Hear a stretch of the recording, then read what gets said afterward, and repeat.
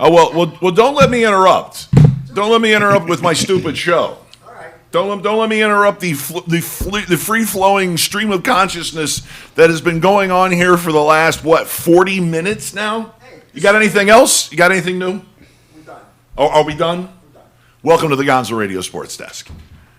Boundaries, people, boundaries. We have none. We have none. I'm Big Daddy Gonzo. Hi, how you doing? No, I'm not in a bad mood. I'm in a great mood, actually. I'm loving it. It's just that sometimes the guru's guru, the spigot gets turned on in his pie hole, and it's like a fire hose. And sometimes you can't turn the big nut with the big wrench and get the fire hose, the spew that keeps coming out. You can't get it to slow down. So then sometimes you have to turn around and yell. And just start without him. And then he will close his door and go in and pout and good. And then we won't have him running back and forth behind me, going back and forth to smoke out of the balcony. Welcome to the show. Hi. Say hi to the MAZZ for me. Hi. Hi to MAZZ. Have MAZZ say hi to the nice people. Who should I say hi to? I'm confused. You say hi to the... Hello. By the way, you're a pepper today. You like my glasses today? Well, you're also a pepper. Show everybody that you are a pepper. I'm a pepper. You're a pepper. He's a pepper. She's a pepper. The doctor is in the house. I hate that soda.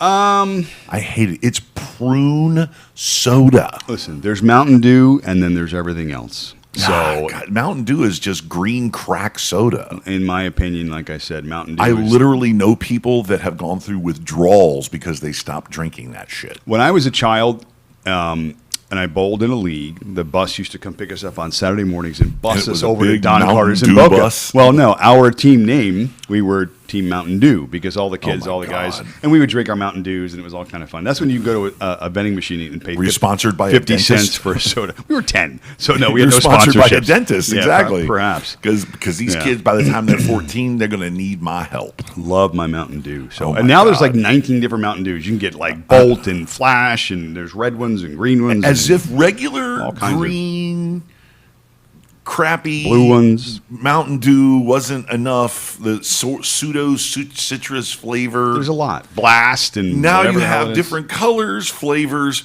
and intensities. Yeah. As if that shit didn't have enough caffeine and sugar in it to begin with. They just add more. Now, exactly. Yeah. There's just going to be one where you're just going to drink it, and then after you drink about 4 ounces, your head explodes. And your heart goes with it, too. There's just blood, a trickle of blood comes Out out of of your your nose. Yeah, you're like, what did he out do? of your ear. Stop him. It's his third Mountain Dew. Minor stroke.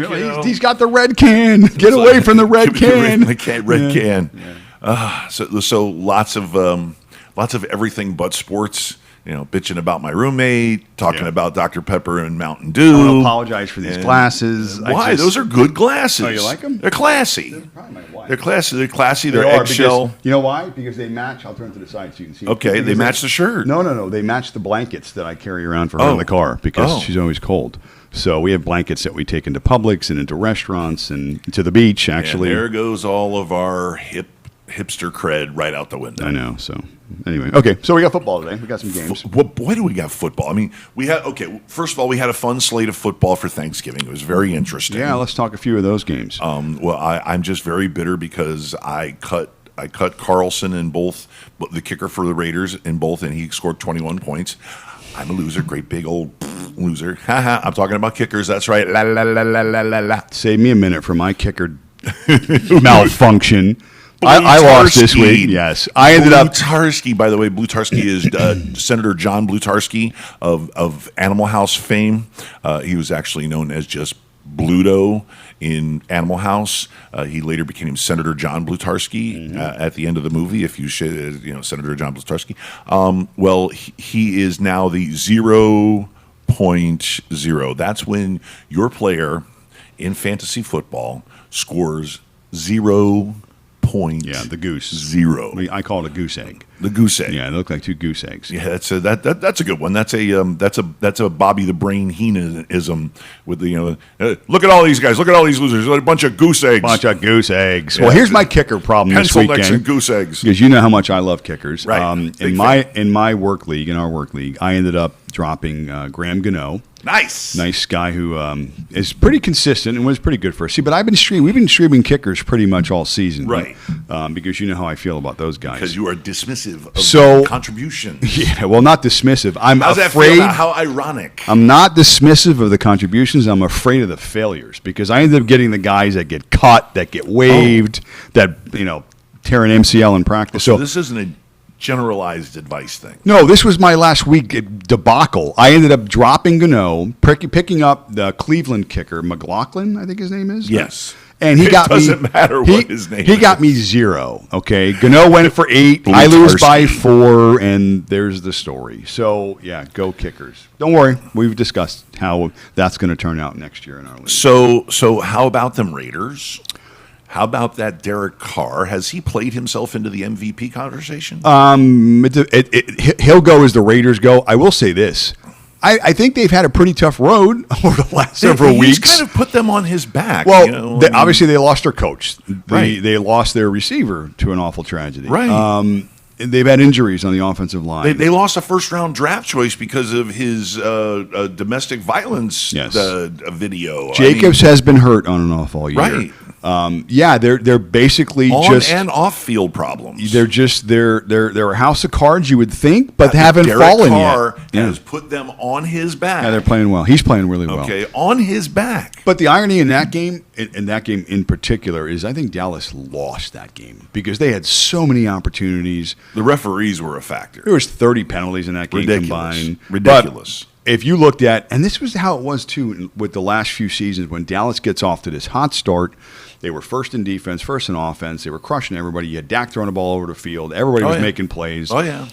And then you get in Diggs picking off every other game he had to pick. And then you get into the meat of the season, and the last 3 weeks they've struggled. The exposure or the Injury, lack of contribution fatigue. for Zeke. Yeah. And we said it, his numbers per carry have gone down Tony Pollard every single year. Tony Pollard is Tony Pollard is a star. I made a comment. I actually threw this on Facebook. I said that if the NFL had a 6th Man of the Year award, Tony Pollard. it'd be Tony Pollard. Yeah. Because that dude, every time he touches the ball, it's almost like when you look at the best college player on the field, and this guy's he's running by everybody. Yeah. I mean, he's just really playing really well. So, He reminds me of Nick Chubb. And I will say this, there was a comment that came out from Jerry Jones prior to the game where somebody said that they were looking to get Tony 25 touches in that game.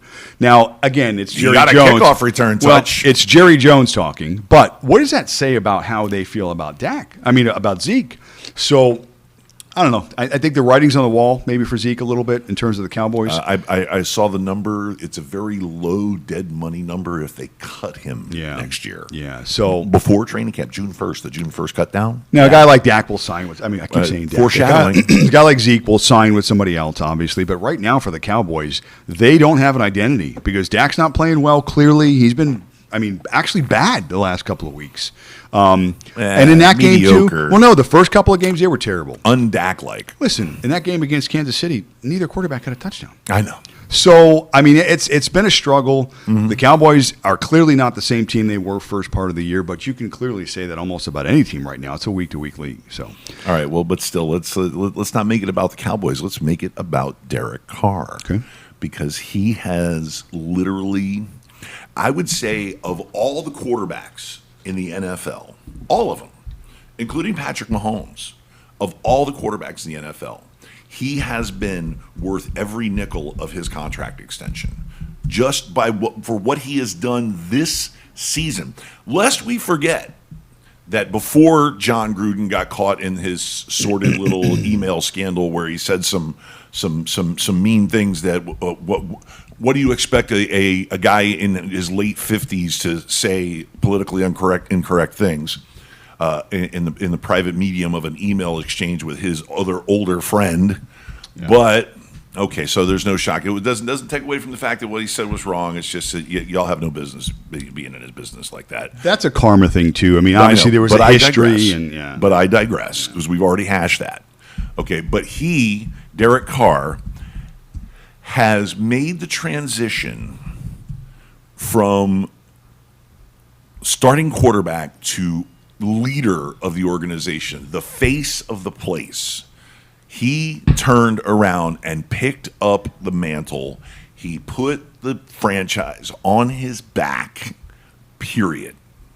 There's no other way to say it. There's no other way to do. I mean, we're talking about a guy who came out, and even though, listen, what Henry Ruggs did was reprehensible. What he did was dumb. What he did was insanely irresponsible, and it cost somebody their life, and it cost a dog their life. Yeah. Okay, and people are going to be scarred for forever. And Derek Carr came out and said, what Henry Ruggs did was bad, but he needs somebody to love him right now. Let me give you some family. Derek Carr stats. Yeah, so he stepped up. He's not only a leader, okay, but he's got that humanitarian streak to him, and he's got that, and the same has gone for everybody on that team. So, all right, well, I say he's a front runner for the MVP. Here's some numbers. Waller obviously has been hurt again. We mentioned him too. Another guy they've been struggling with. And the backup will step up. Derek Carr is currently 1 in total yards passing. He currently in 20 yards or more is number 1. He's 58 passes completed to 20 yards or more. The next closest guy is 44. Okay, so he's 20% higher than the next guy, and there's still 30 guys down the list. Am I wrong then? Am I wrong? He's completing at 67%, which is about 7th or 8th in the league, but again, taking more chances and yet still has a high completion percentage. So everything points toward what you're saying about Derek Carr. Yards per attempt, he's 2nd in the league. Fourth quarter comebacks? Again, I'm just looking at pure stats here, so I don't have those sorts of breakdowns, but they're there too, I'm sure. MVP. If the Raiders continue to build off of last week's win, and they can get in a position where they can certainly either win a division or whatever the case, make a run in the playoffs, and Derek Carr is certainly going to be in that conversation. So, where did we see some of those 75 and 80-yard Deshaun Jackson touchdown bombs?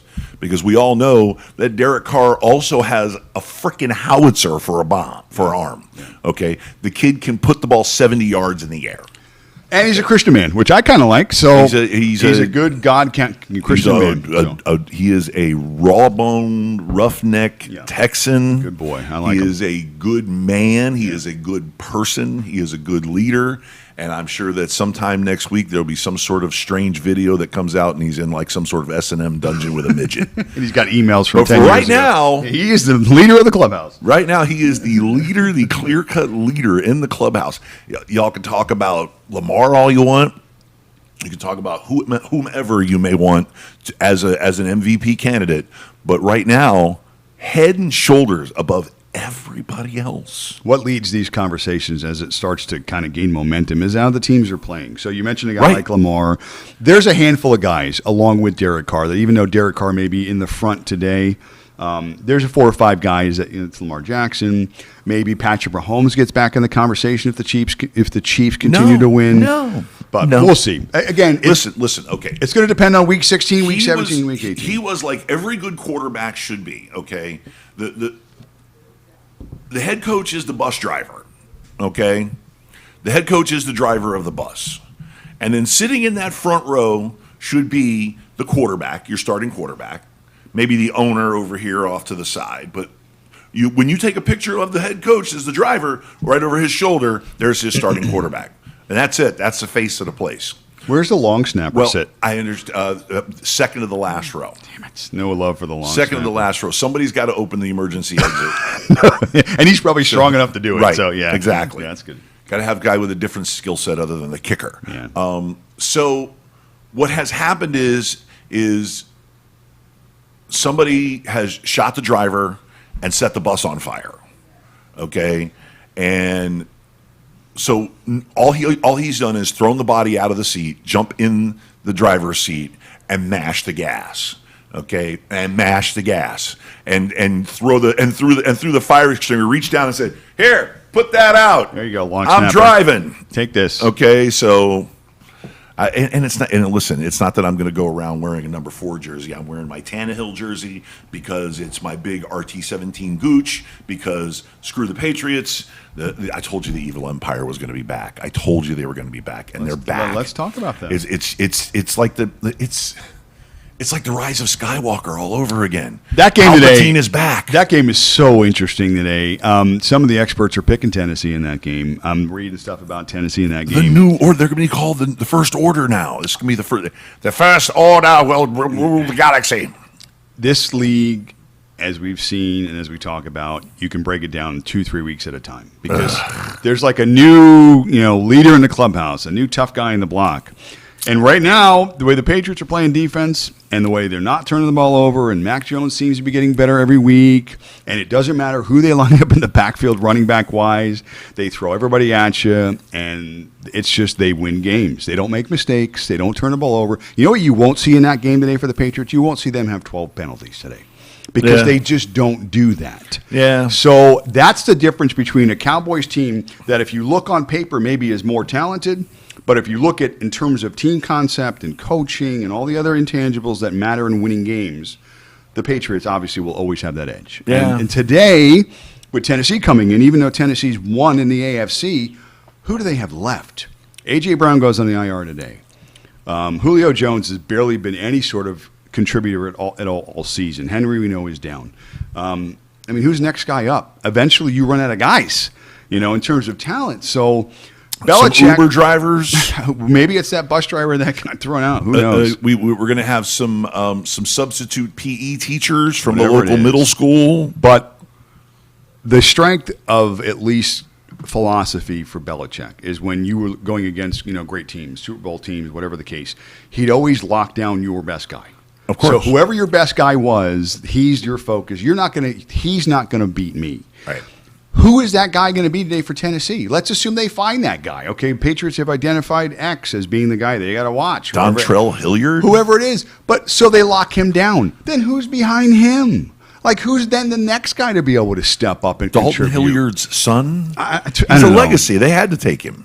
I just think if you look at all the advantages today when you do matchups, and it's from coaching all the way down, I just don't see how the Patriots are not going to look at this and see the giant opportunity they have to not only knock down the number one team in the AFC, but then also maybe become that team themselves. They have a chance the way things shake out today. By the end of this week, the Patriots could be number one in the AFC.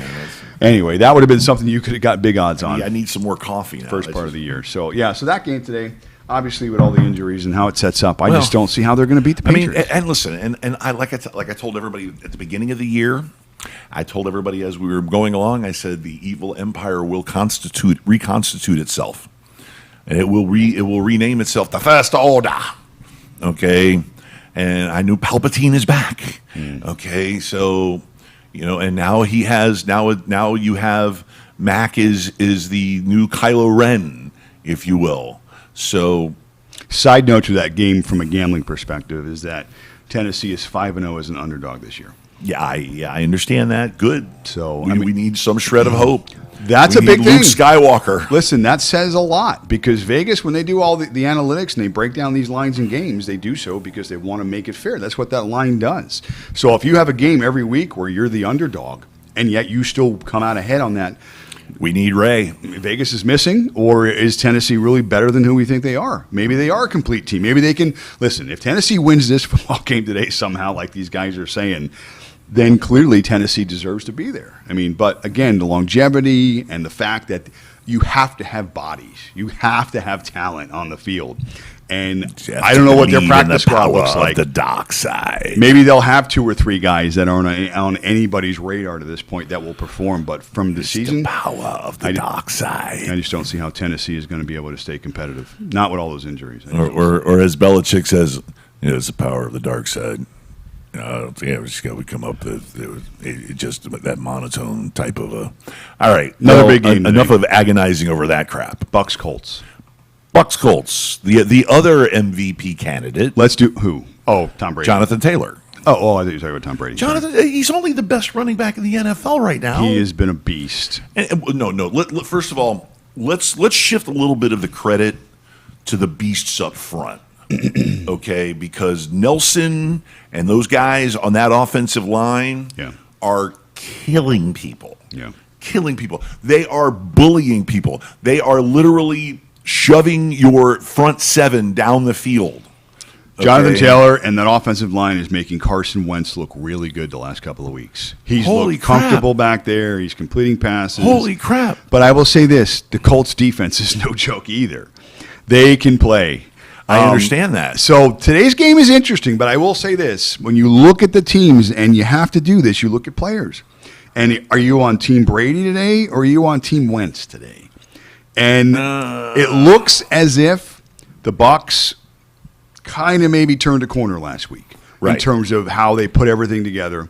Right. But Mike Evans has been a monster. I still see an all-out dogfight today. No. Listen, Colts need to bring this game you talk about the Brady factor. Okay, I'll call it right now. Brady, fourth quarter comeback, kick the field goal, 2-point win, game over. It's done. It'll be the last kick, the last play of the game. Okay. And it's going to be a field goal for a 2-point win. They're going to be down by 1 going into the last seconds of the game, and Brady will get them in position to kick the last second. It's a good story. We've seen that story a lot with Brady over his career. That's the way it's going to have to be. Well, from a numbers perspective, obviously the strengths, the Bucs defense has been playing really well lately too. They're really tough against the run. So it's going to be interesting. It's strength against strength. I mean, like you like to see, week after week with some of these great teams. So this is a statement game. The Colts are sitting at 6-5. They lose their 6-6. They're still in contention. The AFC is still wide open, but they're in a position now where obviously if Tennessee starts to falter, like we talked about with some of their injuries, the Colts have an opportunity to take that division. I mean, especially the way Taylor's been playing. So if Wentz can limit the mistakes, the Colts defense can put a little pressure on Brady, which they're going to have to do today. Right. Mike Evans, 10 touchdowns this year? I mean, clearly one of the best receivers in football. But they have weapons, and Brady has been distributing the ball like he's 25 years old. I mean, there's been no drop-off. Arm strength, decision-making. I mean, we talk about it every week. We keep waiting for the shoe to drop. It's just, I don't know what his shoes are made of, but they're not dropping. They must have them super glued on. Right. And listen, the ease of victory for the Buccaneers will be painted on how they can get the running game going between the tackles, because Brady kind of needs that control to get into the rhythm. It doesn't have to be a great running game. It doesn't have to be great. They don't have to get 150 yards rushing. They don't have to get 100 yards rushing. Right. But they have to control the clock a little bit. They have to shorten the game a little bit. Right. They can't just go throw. Right. Because you take a look at all the games that they've lost this year, they've been shootouts. He's lost a lot of shootouts. Yeah, well, they lost on the back end because the defense was a little bit hurting on the back end. But right. they're getting it together now, Tampa. Right. I will say this about Carson Wentz, and then we can move on to a different game, is that there's only 3 quarterbacks this year that have 6 games or more with 2 touchdowns and 0 picks. Ooh. Okay, Carson Wentz is one of them. Yeah, I know. Okay, so now again, you remember, I mean, he was in the discussion for MVP of the year before he got hurt, and Nick Folk took the team over and went on and won. Yes, he has the ability. So, but I still believe in Quentin Nelson in that offensive line. You have I 3 agree. guys that are going to the Pro Bowl. I agree. Nelson is all pro. Yeah. Okay, and listen. I went to the Dolphins Colts game, and I watched them bully Miami's front 7. Bully them, outright bully them, push them all over the field, knocking defensive linemen on their asses. Yeah. Listen, okay? they're playing. They're making it easier for Wentz and the Taylor, but the strength of the Bucs. I could average 4.5 yards a rush behind that offensive line. Right, but today is going to be different. I'm fat and old. The Bucs can definitely stop the run. They're all right, number 1 moving on. Steelers, Bengals win. Next game. Let's see. Panthers, Dolphins. Who cares? Next game. I'm just kidding. All right. Bengals, Steelers. All right. Hey, I'm doing this damn show instead of going to this game, by the way. Well, thank you. I appreciate that. By the way, anybody wants to go to that game, I got 2 tickets. Just give me your email. So go ahead. Bengals, Steelers. Oh, you're just okay. You're going to go back to Bengals Steelers. Yeah, okay. Bengals Steelers. I thought we were just going to blow past. Well, not me. I got it. Najee Harris, 150 yards, 4 touchdowns. Go. This is a game again where you think the Steelers are looking at the division and going, well, the Browns are struggling. Steelers still lose by 2. The Bengals have been inconsistent. I mean, the Ravens, obviously, how they played last week. But the Steelers aren't good enough to capitalize. It's still Big Ben. It's still a really bad offensive line. It's still knowing that Ben doesn't have enough time to get the ball downfield to the guys that can make plays. You watch all their patterns; they're all crossing patterns. They're all check downs. They're all this. They're all that. Okay, and again, let's all move that. Let's all just place that analysis onto the next game, which is with the Miami Dolphins versus the Carolina Panthers. Yeah. Because Tua is the same way. So go ahead. It is. It's very similar. But the difference is that we got a guy that we know has been this for several years, and they've made no adjustments, and they've just allowed the offensive line to get worse, which means now he's even less effective. So that's the Steelers. So on the flip side, the Bengals, who again, at times they look really, really good, but then at other times they look really, really bad, like most of the NFL this year. So it's on Joe Burrow, and he's played well in the last week and a half, let's say. So maybe they're going to continue that trend today. But it's been the Dillon show. Because anytime he's been getting the ball now, he's been healthy this year. I think he's like third or fourth overall for fantasy points for running backs this year. So just playing really, really well. The Dillon show? What the hell are you talking about? Running back for the Bengals. Oh, well, that's not A.J. Dillon. Not Dillon. What did I say Dillon for? Boy, that's old school reference right there. Mixon, Joe Mixon. A.J. Dillon. He was in my head. I'm sorry. Joe Mixon. It's been the Joe Mixon show, where it's just like, I mean, no, yeah. Here, try some of this. Right, I wish. Ooh. Yeah, A.J. Dillon, well, that's old. Corey Dillon was Corey actually Dillon, who I was thinking about, not A.J. Dillon. So anyway, Joe Mixon has been a beast. And again, talent-wise, I think the Bengals are just more talented of a team. And there, hence the spread's 4.5. Okay, when have you seen the Steelers be a home dog? I'm sorry, it's actually since Cincinnati. They should be a home dog. Give me the Bengals all day long. I agree. It's going to start off as a shootout. Maybe. And then the Bengals are just going to keep it going. Steelers tied the Lions. Okay. The Steelers tied the Lions. That's all I'm saying. Okay, moving on to the Dolphins versus the Carolina Panthers. I'll just say, Los Panteras de Carolina. The only comment I have in this game, and then you can run with your Dolphins, is I heard today that Cam is back. Okay, Cam is back. Cam is back. Cam is back. Okay, great. He's back. Technically, he is. He's playing again. That makes him back. Right. He's had a couple of good games, points-wise, fantasy He said so when he came in and he scored that touchdown on that rush against Washington. I'm back. I'll say this. I'll say that the Dolphins' defense has played well the last couple of weeks. Mm-hmm. Now, again, maybe talent-wise, there was a game against the Jets and whatever it is, and you can look at those sorts of things and go, well, okay. But still, they're healthier. They're playing better. The Dolphins as a team are playing better. I don't think Carolina is a good football team anyway. They've dealt with a shit ton of injuries. McCaffrey is now back, though, but his yards per carry has been down. He's a volume guy. So, again, put fantasy aside. Look at these two teams as matchups. I just don't see how the Panthers, with Cam Newton, are all of a sudden going to be this prolific offense that's going to be able to have Cam move the ball down the field at will to guys, again, who we've seen for years, like DJ Moore and Robbie Anderson and whatever else they've got they're going to line up against you. Again, I'm not on the Cam train. I just don't see how all of a sudden, after 3 years removed, he's going to go back to what he was 6 years ago. Every year that passes in the NFL is an eternity, unless you're Tom Brady. So you had a guy whose style was bruising and athleticism and all these other stuff, and that's been taken away from him. He's never been an accurate quarterback. He's not going to all of a sudden become one. He's not a guy. He was a little accurate. He was never accurate. He was always at the bottom of the pack in the NFL year after year in completion percentage. So he's never been a good quarterback in terms of efficiency. But he's been the best athlete on the field. That's been his strength. And they won with defense when they were successful as a team. So that aside, it's not the same Cam. And even if it was, before it wasn't all that. So, okay, Cam's good. He's playing well. He looks good out there, and the team's winning games. From a fantasy perspective now, I'm not on Team Cam today in any stretch. And I think the Dolphins are going to make it very difficult today for Carolina to score. Now, the Dolphins can shoot themselves in the foot. They've done that this year a few times. Defensive battle. Two good defenses. Because the strength of Carolina, I still think, is their defense. It's been that now for several years. And what it'll come down to is which quarterback will be the hero to engineer that game-winning drive, either in the mid to late fourth quarter, to take the lead, because then after that, the scoring's done.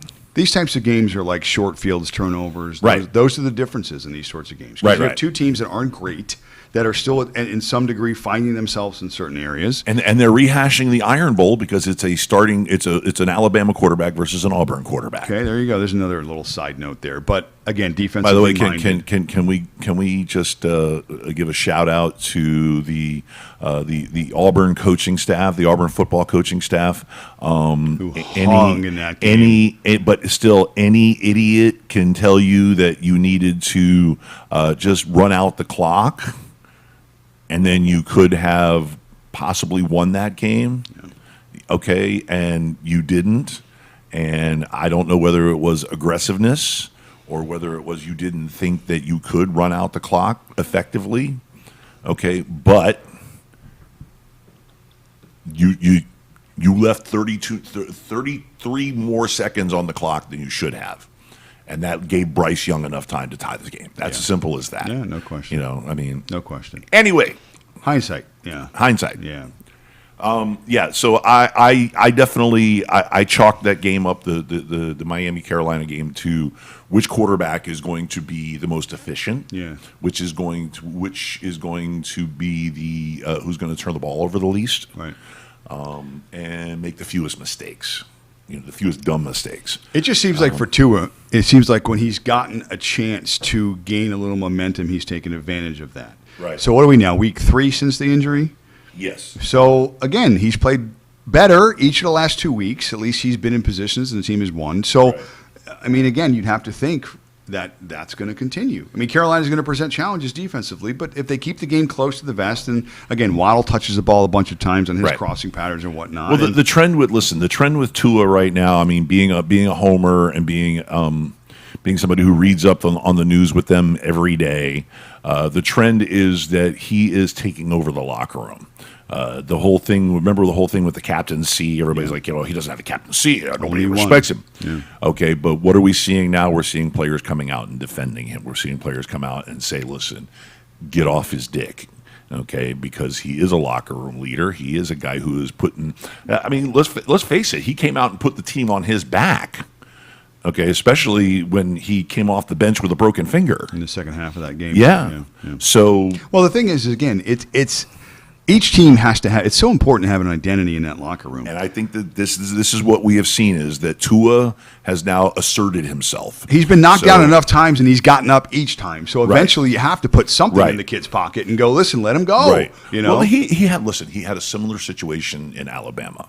Okay, because he was on the bench the whole year before the SEC championship game. The whole year he was playing behind Jalen Hurts. He's a grinder. And then he came out in the second half, and then he came out, and then he started in the national championship game. And still, when they got there the next year, they were still talking about, well, maybe Mac Jones get a chance to play. We'll see how things hash out in the spring. And then in the spring, he asserted himself. You saw him run all over the field. Yeah. And they're like, we're going to let this kid He asserted himself, Yeah. and then later on in the year, he got hurt. So, why? What are you seeing on TV? You seem concerned. Taylor's numbers are just massive. Yes, I know. But he's still number 2 in the MVP. I'm sorry. It's tough to give it to a running back. I know. Unless he breaks the single yardage record. He's on his close. way from yards per scrimmage. He is. Yeah. But he just does it all. Yeah. So okay. Next, Eagles Giants. Where Where is Jason NFC Garrett? East. Where's Jason Garrett today? He's playing golf. Okay, fair. It is nice. Where he should be. Weather's nice in Dallas today. Eagles Giants.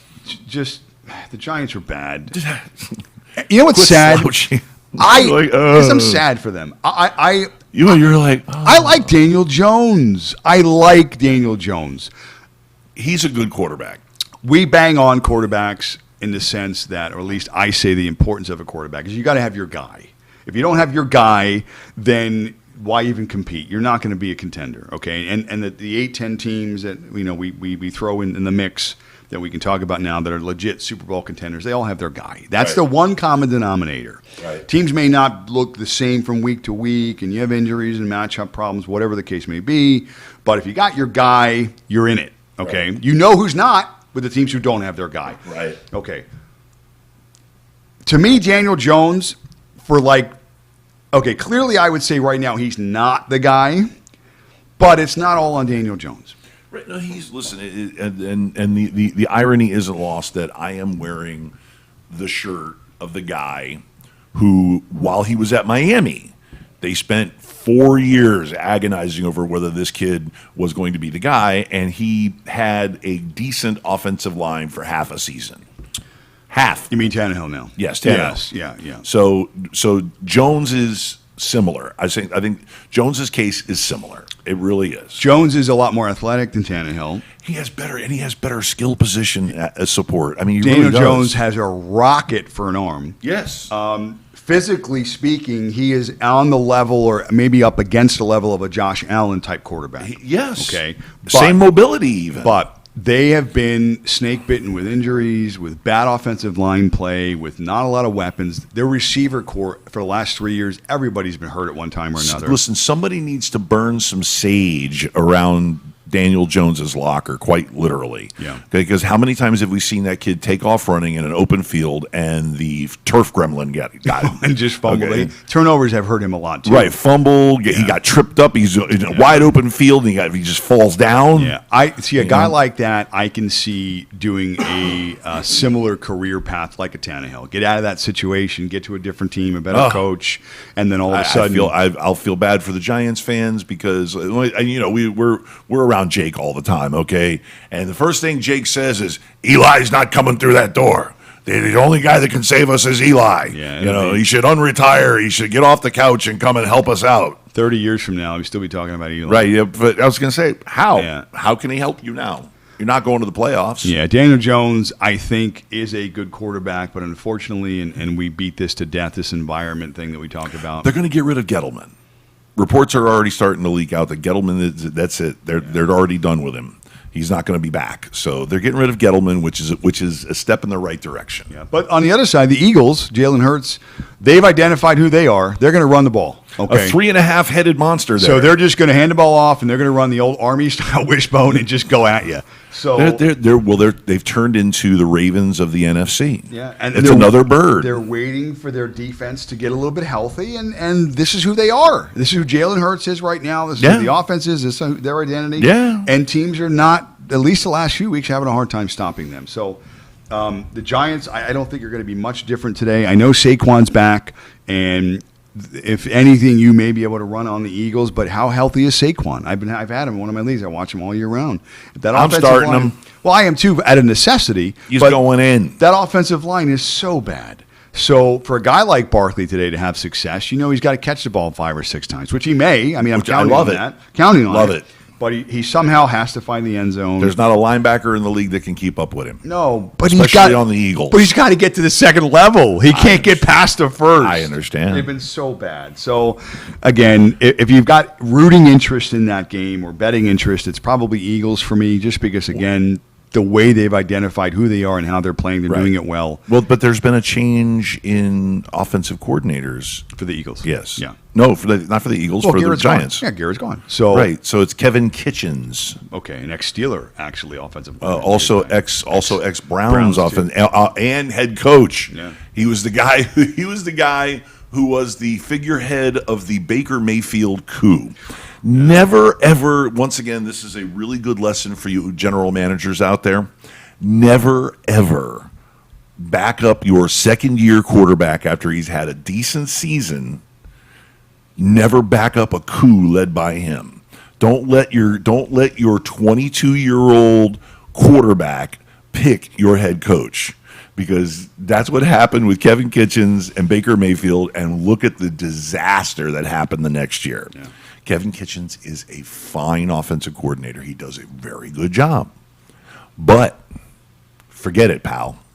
You're not a head coach. Some people are head coaches. Yeah. He's not. Okay, just like Patricia is not a head coach. Okay, he's just not. Matt Patricia is not a head coach. No, not at this point, at least. So, okay, moving on. Bad games. Falcons at Jaguars. Oh. Yeah. Better one. Jets at Texans. At least one of those teams come out and has 3 wins. And we can't put it on Thursday night either. God, the Jets game, losing Michael Carter hurt me. I got him in so many leagues. Womp womp. And that really hurts. You were really proud of that guy. He's been good on a bad team. Hey, I wanted the Dolphins to draft him. What do you want me to tell you? He's good on a bad team. He would have been good on a decent team here. Let's see. Here's a good one. Chargers Broncos. This is another game. Well, yeah, we were talking about that ad nauseum here. This is a divisional game where, again, Broncos, if they pull this win, they're both 6-5. They're in the discussion for obviously being in contention in the playoffs. Oh, yeah. AFC is wide open. We've discussed it. Oh, yeah. Chargers, I think, have more talent. I mean, you could say that at probably most of the positions, clearly the quarterback position. Oh, yeah. Eckler's been a beast the last couple of weeks. But the Chargers are so bad on defense, and they're so hurt on defense. So you're bad and you're injured, and you got a hungry Broncos team who always plays well at home. Again, I'm hoping for points in that game because I've got some pieces on both sides, and I'm leaning that way. But I'm just not – I think the Broncos may be in a position here because the Chargers have been so inconsistent, and because they can't stop anybody. I mean, what kind of game script do you write? Chargers get out to a lead, and they struggle to hold it. Broncos get a couple of turnovers in the game, and they jump ahead, and their defense gets to control the Chargers a little bit, and they take away the fact of maybe I hope not. I hope not either, but I have listen. There's a lot hinging on both my fantasy league teams. I got everything. Okay? I got my I dailies. got Herbert starting on Yes. both teams. I got Eckler on one. I got Williams. I got this. I got that. pieces, The other. Yeah. I got kickers. Blah. I got So we don't want a defensive battle in that game. We want a shootout in that game. The total from Vegas is 47.5. Take the over. Over. The Chargers are favored on the road by 2.5, which is a big thing because Broncos have a definitive home field advantage. I mean, they're the home team here. Right. So basically, they're saying that the Chargers are 6 points better than the Broncos. Wait. First of all, speaking of home field advantage and the LA teams, especially the Chargers, okay, let's remember something. The Chargers have never, ever enjoyed a majority crowd that is majority for them in any of their games this season. Last week was it? None of them. Steelers travel well anyway, but I understand, but none of them. That was a 60-40 split. Every game that they have in LA, they get teams from. It doesn't matter. Doesn't matter if it's the Packers. Yeah. Doesn't matter if it's Arizona. Doesn't matter if it's Tennessee. Okay, because why? Everybody takes an LA vacation. They go out to LA. Oh, I'm going to go out to LA and we're going to go out and we're going to do some touristy stuff. Yeah. And then we're going to go to a football game at this big, beautiful stadium. So let's hear it for the Cronkies. And let's hear it for everybody who decided to make this a destination game for both the Rams and the Chargers. Good job by you. Brought football back to L.A. with a vengeance.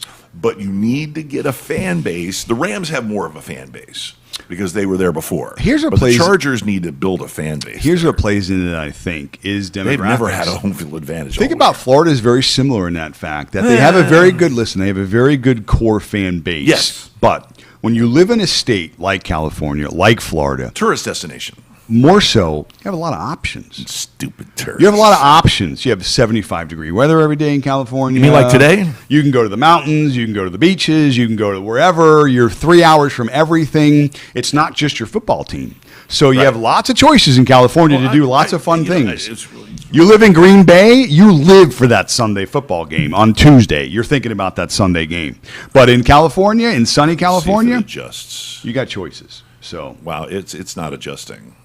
Wow, the light isn't adjusting to this. Okay, well, I would have. But my point is that when you have all these wonderful weather options, you tend to kind of not have to prioritize one particular thing like a football game. Right. So even though the football game's outside, I get it. But listen, the fan experience, and we talked about this in different aspects of our show through our existence here, is that I like being home. I like having options on my couch. I like being able to sit home. It's cheaper. True. I know what the food tastes like. And again, even if I want to go sit by my pool in my backyard in sunny South Florida today, I have the option. It is so nice here. Yeah.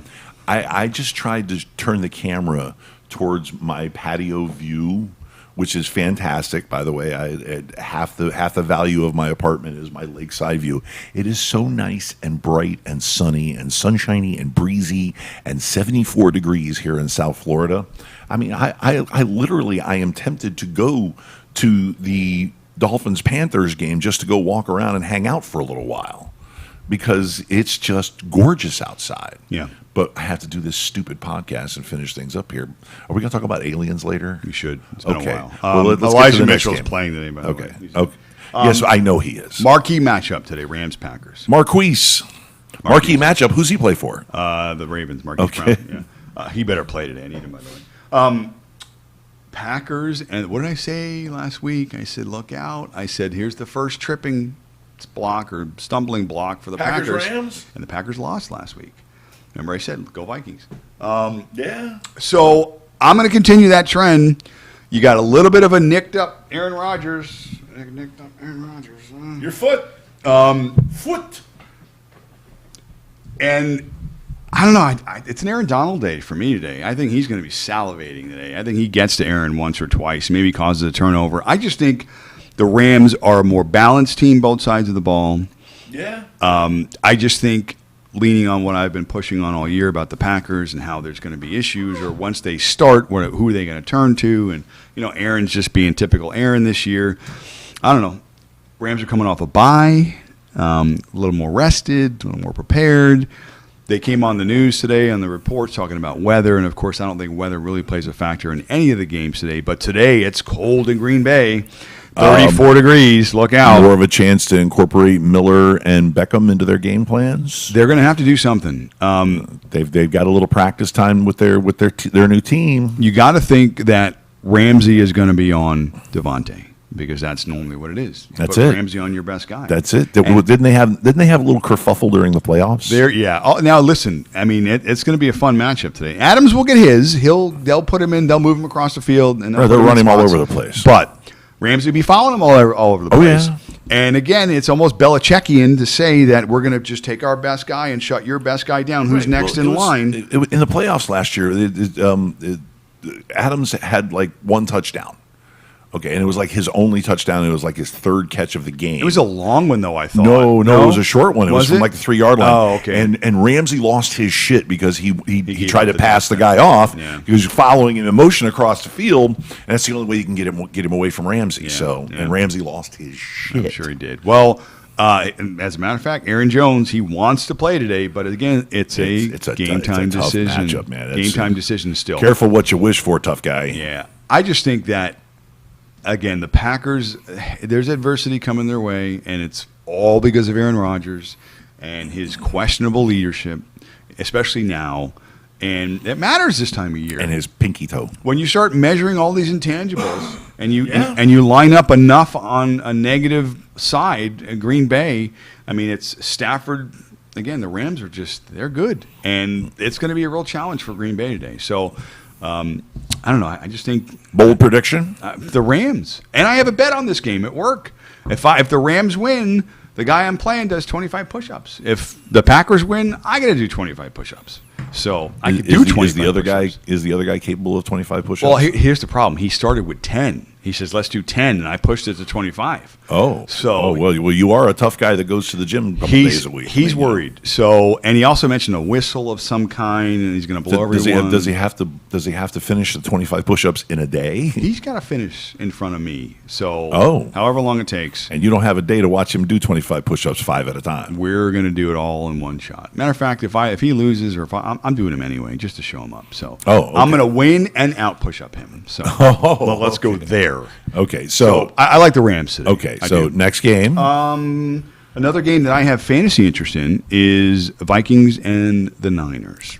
Garoppolo's could be more of a shootout than everybody thinks. I am hoping. Garoppolo's looked good the last couple of weeks. Cousins has been good all year in terms of fantasy production. Debo. I got me some Adam Thielen today in that game too. Debo. And you also have a Cousins lineup, I think I saw. Yes. I snuck in a Cousins lineup because you made a great point while we were discussing them, and that is because I had Garoppolo in. And Cousins versus Garoppolo, Cousins pushes the ball down the field more so, whereas Garoppolo tends to swing passes out and throw crossing routes and everything like that.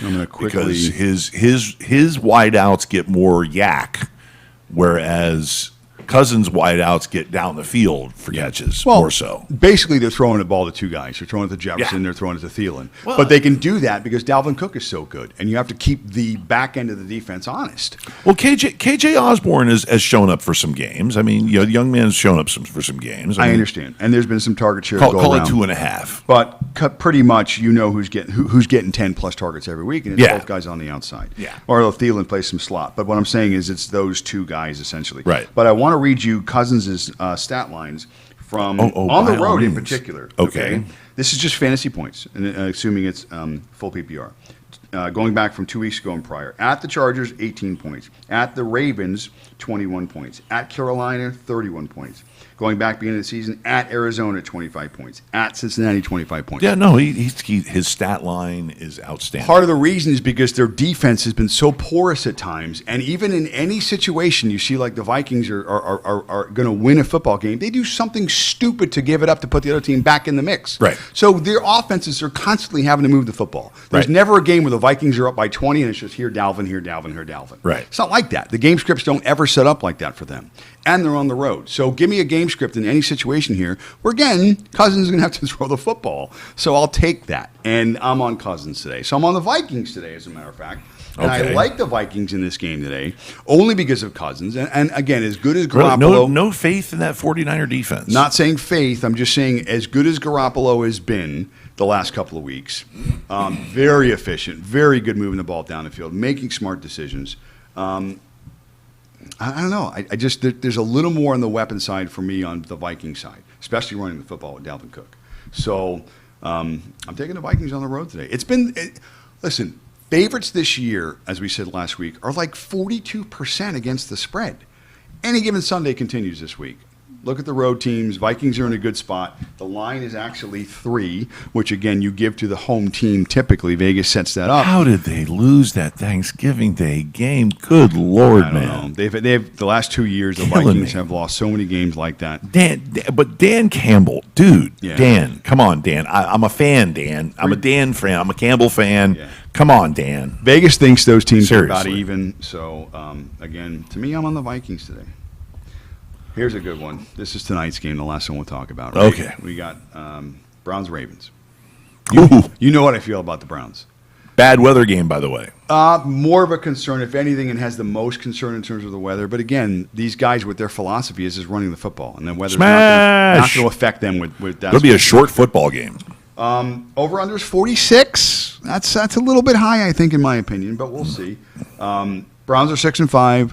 Ravens are 7-3. This is a big divisional game. This is kind of do or die for the Browns.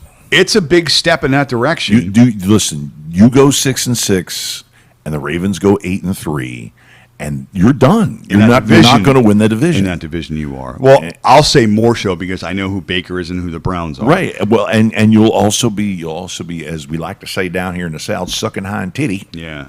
Okay, at 6-6. Chubb's healthy, and the Ravens haven't been as good against the run this year as you typically would think. So I know. Obviously, I'm hoping that remains. you know what Cleveland's going to try and do. I Yeah. do think the Ravens show for this game, though. It's a primetime game. They're at home. Lamar Jackson. They're playing really well. I think you start to see, and I said this a few weeks ago, Baltimore's one of my teams that I think because of Lamar Jackson, because of the coaching, the experience, that at the end of the year they're going to be in the mix. And there's always a team or two that this time of year they start to get some momentum. They start to roll. They start to get themselves ahead of the pack. And there will be a team in the AFC who does like that. the evil empire. Again, they're one of them, but I do see the Ravens as well as the Patriots being one of those two teams that continues to just be really good down the stretch, win football games they're supposed to win. And this game tonight, the Ravens, they're favored at home. They're supposed to win this football game tonight. They're a better football team.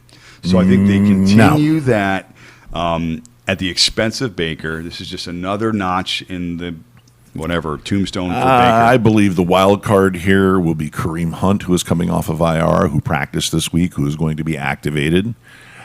One thing that Baker's game has been missing is that swing pass to Kareem Hunt, which has been good for about 60 yards a game, and it's also been good for about 2 or 3 first downs a game, which, as we all know, 2 or 3 first downs, extending drives, can get you anywhere from 3 to 6 to 10 points.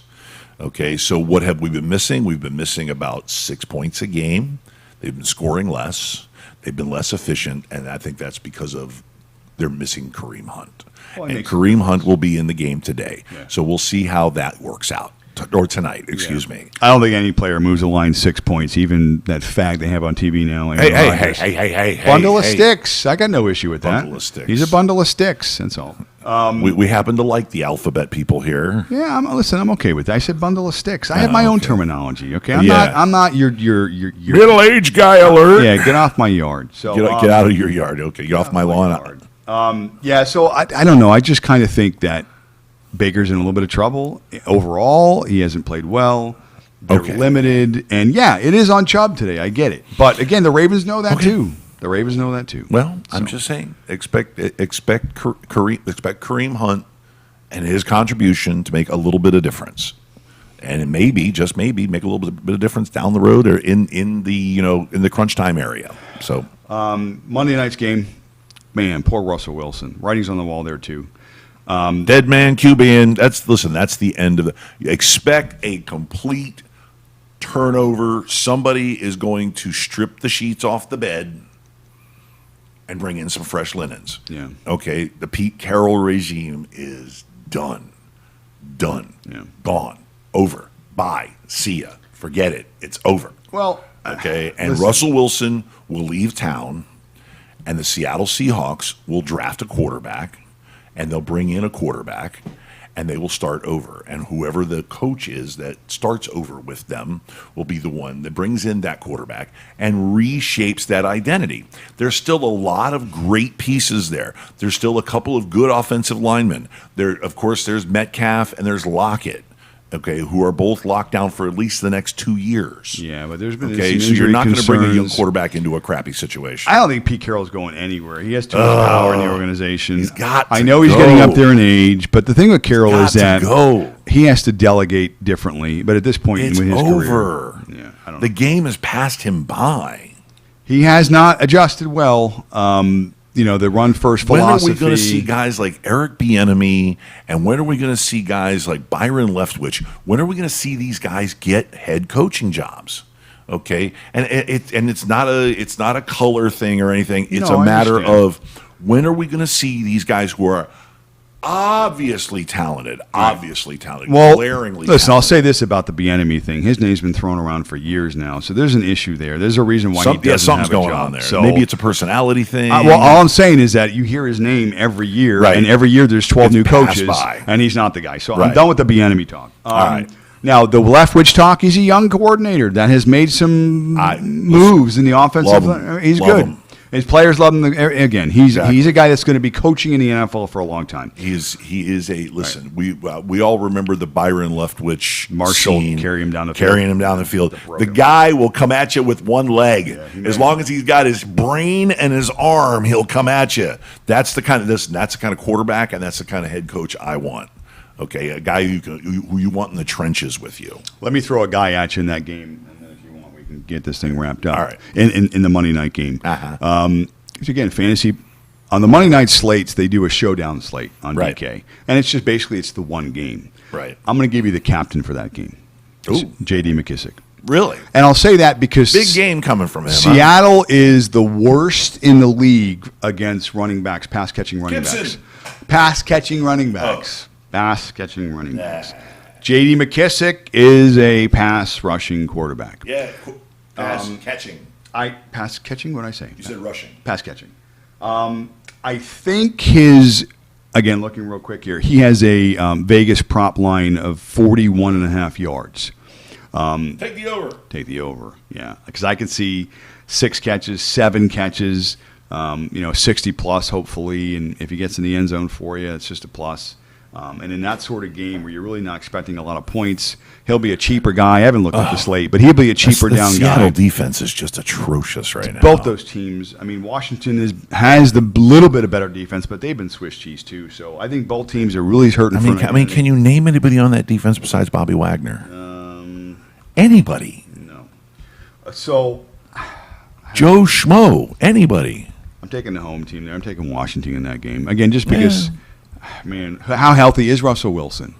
Listen, I'm predicting the wheels are coming off of that wagon. Okay, I think it they is. have already If come you think that Carroll is going to stay there, that's fine. But I can guarantee you, Russell Wilson is not staying in Seattle. No, that he I is agree with. leaving. Go to is Pittsburgh. Done. Go to Pittsburgh. Go Go to Pittsburgh. But he's done. Go to Pittsburgh. I don't care where he goes. He's done. Okay, he is DONE done there. I He could end up in Carolina. He could end up in Carolina. He was a North Carolina State. Where does his Wolfpack wife guy. want to go? So, I think that'd be. important, yeah, too. there you go. You got a wife. There you go. You got a wife. Well, he can't go to L.A. That's where she makes most of her money. But she can't go. He can't go to L.A. No, both those positions are filled. Exactly. Yeah. He can't go to L.A. Or Vegas. Or Vegas. Nope. There's already an MVP candidate out there. What about the Giants? What if they don't hang on to Daniel Jones? Will he want to go to a team like that? What about Washington? That's another good choice. If that defense gets What right. if Aaron Rodgers goes to Denver? Why are we talking about Aaron Rodgers? I'm talking about Russell Wilson. F Aaron Rodgers. Because okay. What if Aaron Rodgers retires? How What if about Russell that? Wilson goes to Denver? I mean, what's to do in Denver? I don't know. That would be. Let me tell you what. If Russell Wilson ends up in Denver, Denver wins the Super Bowl. Oh, gosh. With that defense. They're pretty good. With that defense, Yeah. they win the Super Bowl. Well, he'll go to another team that can't run still. So if they figure that part out, which is amazing. What? because- They can run. They've got 2 good running backs. They can run the ball. No, I'm just saying consistently. The problem is Teddy Bridgewater doesn't scare you enough to be able to And run Russell the ball Wilson effectively, will. And Russell Wilson will. So that's the difference. there. Russell, No. it was especially with Tim Patrick, who runs a 4.3 40. Yeah. No, they got some Okay, and weapons. Jerry Jeudy, who runs like a Well, 3.8 40. But they got receivers in Seattle. That's not the problem. The offensive line is terrible. He needs a better offensive line. But that offensive Yeah. line is good. That's the It's a difference. good offensive line. Yeah, that's the difference. It's So the- there you go. Yeah. That's an upgrade. His offensive line's been terrible for years. Okay. That's on Carroll. Okay, I know. That's on Carroll. That's on Pete Carroll all day long. And you know what? And they even went and paid Brown, their left tackle, and now he's hurt. $1 trillion. They Yeah. kept him, and Now he got hurt. Yeah, that's- So get out of there. Run, Russell, run. Bye. Wilson. Aliens? You got time for that? Okay, here's we one go. now. Oh, speaking of aliens, Yeah, there we go. Bing, Ah, bing, bing. he's got something. Oh, wait, we got breaking gosh. news. Oh. Breaking news. Injury report, is it? What we got? Inactives. All right. Me. Well, we kind of knew all of this. Me. I'm inactive. Yeah. I'm inactive. Okay, you're inactive. I'm inactive. All right, 1 o'clock inactives for the New York Jets. Mr. Corey Davis, wide receiver for the New York Jets, Yes, inactive. Michael Jordan Carr. Howard, running back, Philadelphia Eagles, inactive. Yes. Sterling Shepard and Kadarius Toney, wide receivers for the New York Giants, inactive. Shocker. Jeremy McNichols, the fifth string running back for now they're down to Dalton Hilliard's kid. He's inactive. Kyle Rudolph. Oh, there's the receivers. I don't mean to cut you. Westbrook Pine for Tennessee. Who? Who? There's a hyphen guy. Who? Hyphen and Justin Who? There's a hyphen guy. Yeah, they'll beat the Patriots today. Yeah. Good luck. And we have two Jaguar tight ends. The only tight end that the Jaguars have Logan Thomas. is Dan Arnold. But Dan no. Arnold's been playing very well anyway. Yeah, I know. Well, O'Shaughnessy, look out, baby. O'Shaughnessy's okay. He has been activated today. He ain't bad for Get an me Irish some guy. O'Shaughnessy today. 2 catches, 7 yards, and a touchdown. Bing, bing. He ain't bad for an Irish guy. Get me 9 fantasy points. Yeah. All right. So, yeah, I think that's right. 9 fans. I didn't even laugh over there. Listen, I called today. The over-under for O'Shaughnessy is 9.2 fantasy points. Take the over. Take the over 9.3. 9.2. All right. So, aliens? Aliens? Yeah. No. Maybe. I'm looking. Let me tell you about aliens. Please let's get started. Let me tell you about aliens. We can shift to science fiction. We haven't gone 90 minutes or in a while, fantasy. So let me shut the laptop. Let's talk aliens. Do you ever get into Star Trek? No. No. Never Why? did. What is wrong with you? Well, when I was younger, I did. Right. Well, the original series. Yeah, but I've never. There's so much to it now. But the thing is that even with the Star Warses, the Star Treks, there's so many of them, and they Right. dive, and they go this way, and I just Right, can't but they're still do it. they're I don't still have the time. big two. I don't have time. They're still the big two, Yeah. and they both start with Star. One is Wars, and one is Trek. I know how it works. Okay. Yeah. Okay. Yeah. Well, recently Star Trek has got stuff coming out. Star Wars has stuff coming out as well with the book of Boba Fett coming out. But recently, the last 3 years, Star Trek Discovery has come out. Mm-hmm.